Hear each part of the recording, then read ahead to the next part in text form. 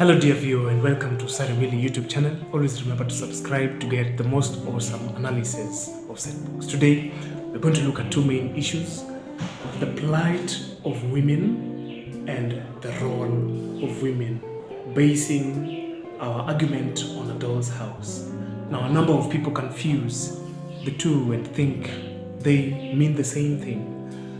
As an opening statement, I want it to be noted that the plight of women is normally dedicated by the society the women live in, while the role of women is dedicated or dictated by the efforts and resilience of women to overcome the chauvinistic society's dictates. Then, therefore, the two can be handled separately as different themes in a doll's house, but one always leads to another. It is because of the dictates of the society that the women develop the resilient nature to push forward and overcome the confines that the society give unto them. Now, the role of women is majorly focused on how they sacrifice to enable others succeed or have a better life. When you look at Nora borrows a loan to ensure that Torvald has a good life. The background of this is because she wants her husband to be well. At the beginning of the play, Helmer overworks. There was no prospect for promotion in the original job. He overworks himself and becomes dreadfully ill. And it is to Nora that the doctors say that she has to go south so that he can obtain the treatment he desires so that he can become well. After overworking himself and is dreadfully ill, Nora faces a society that does not allow her to borrow loans for any reason without the consent of the husband. Now, the husband is already sick. She needs the money to take the husband for treatment. She is already expectant at this time, and the society is watching. Nora decides to overcome the stumbling blocks set for her by the society and borrows a loan, an unthinkable thing. In fact, she feels proud. She feels like a man when she talks to Kristen Linde based on what she has done. She sacrifices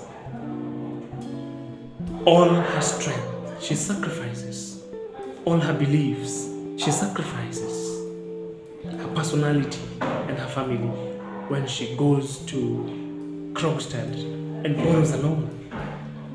In fact, she forges her father's signature to obtain this loan, because at that time, when she needs the loan, the father is already dead. She cannot obtain the loan from him. And then, therefore, she forges the signature and goes to Krogstad to borrow this particular loan. Her role here, the sacrificial role, she has put herself in danger to ensure that the husband has a good life. Nora does not look at what the society wants. She looks at the welfare of Helmer. She wants him to be well, and therefore takes the loan and faces blackmail from Krogstad, faces betrayal from Kristen Linde, and faces a society that judges her harshly. On the other hand, we also see Mrs. Linde. Mrs. Linde has had a difficult life. Her role represents all the women who are widowed and have to bear the burdens of society and their own lives on their backs. She has a bedridden mother and two helpless siblings to take care of, and therefore she leaves the love of her life, Krogstad, to marry a rich man. However, the business of the rich man was precarious, and when the rich man dies, it goes to bits and nothing is left. She therefore tries her hand in a small shop, a small school, but it doesn't add up. In fact, it tells Nora that the last 3 years have been like one working day, she has worked herself to bits. And later on, after she has sacrificed the love she had with Krogstad to marry the rich man, she again faces the humiliation of going back to Krogstad and asking if he could take her back, so the two shipwrecked people could be as one and one force. Now, it is evident that she has sacrificed the love initially in order to give her mother and two siblings a good life. She sacrifices that. But later on, when the two have situations of their own and the mother is dead, she again sacrifices her ego to go back to Krogstad, a man she had jilted for having no prospects. And now that Krogstad is stable, she joins him again and requests that they have a relationship. Her sacrificial role shows what happens in the society when women who are widowed have to bear burdens of their own, and they have to shift circumstances in order to effectively survive in this society. Now, Anne takes care of Nora's children, but she has to sacrifice the mother-daughter relationship with her own child when she leaves her among strangers to take care of Nora's children. It is also evident that the man who impregnated her, the wicked man, never did a single thing for her, and therefore she has to make choices of her own in order to survive in this society. She sacrifices the relationship she could have had with her daughter in order to go and be with Nora, take care of Nora's children, play with them, simply because she is a woman. Now, the sacrificial role of women is seen in many circumstances.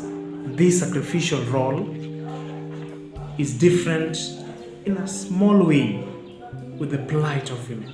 Now, the plight of women, or the position of women, or the place of women in this society is dictated by the men who come up with the rules and regulations. For example, the women cannot borrow loans. Now, the place of women in this society is always under the dominion and the domination of men. In such a society, the women then therefore have to play the second fiddle. They have to always seek the consent of their husbands, their better halves, in quotes, in order even to get a loan and have a life. They always have to do things to please the men just in order to survive. They can't make their own decisions, and they are regularly insulted and called with pet names and assumed as children. They are counted as children. The women in this particular society, they carry the burdens and the responsibility of the society, but they're not thanked for the burdens that they carry. And every time they do something for the men, they always have to concede. Nora says that Helma is a strong, opinioned man, and he cannot take to the fact that he has been helped by a woman. Nora has to try with caprices. Helma says he cannot give in to her whims and caprices. And Nora has to beg and cry, try to tears. When convincing Helma to go for treatment, he does it as if it is for our own benefit that Helma is going south. While we know, of course, as a dramatic irony, that it is him that is being helped. So the women, their place, all their decisions are made from the background. It is the men who stand forth to approve and direct what happens. Normally women, they just sit in the back and they flow with the boat, they go with the flow. So these two things, the plight of women and the role of women, they occur within a thin boundary. One leads to another, and it is that boundary that demarcates the role of women and the plight of women.